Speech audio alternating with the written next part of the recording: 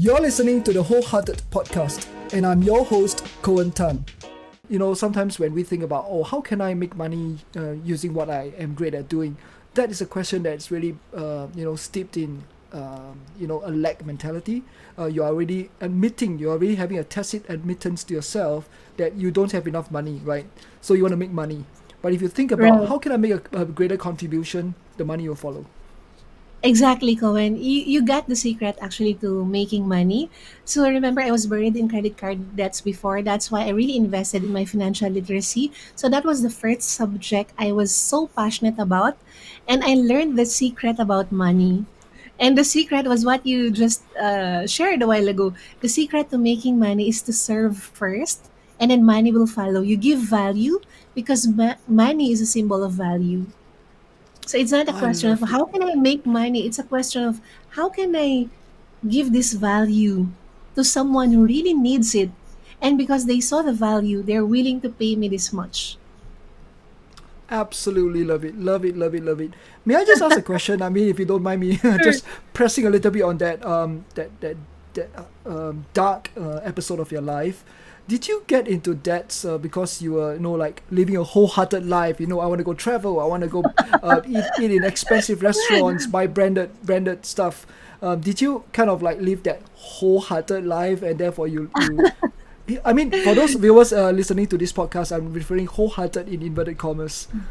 Yes, the YOLO. So what happened was when I graduated from college, I was earning my own money and my salary was three times my college allowance. I did not know what to do with my money.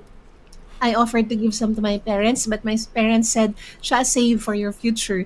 And I said, "Why should I save? I would always get salary every 15th and 30th of the month, right?" So I was stupid at that time, financially stupid at that time. And so I kept on spending because I knew that money will never run out.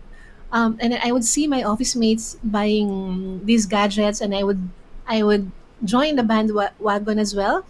I would see them travel. I would do that as well because I wanted to be in, right? I was a millennial. And then I had the credit card. I had access to credit card. You just swipe it and then sign. You're off to go. I felt that the credit card limit was my money. I did not realize it was just that's just the credit line. It's not really yours.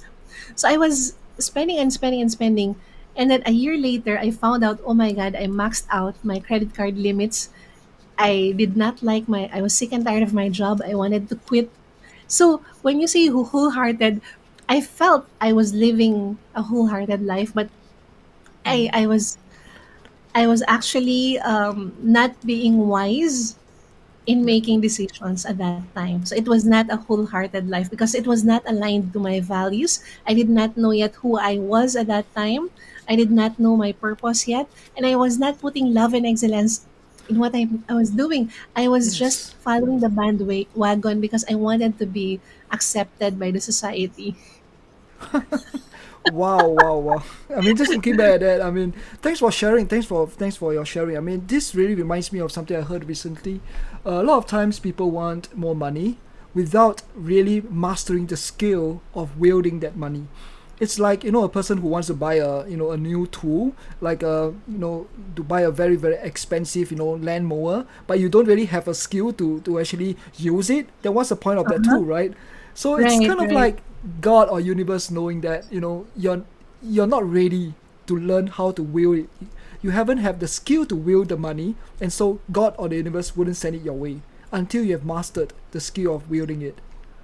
Right. You know, the most dangerous thing to wish for is to have a lot of money, to have increase in your salary, increase in your income when you don't know yet how to manage your money, because money magnifies who you are. If you don't know how to manage your money, you will be in much bigger trouble. Thanks for being part of this heartwarming conversation today. To the next episode, stay wholehearted.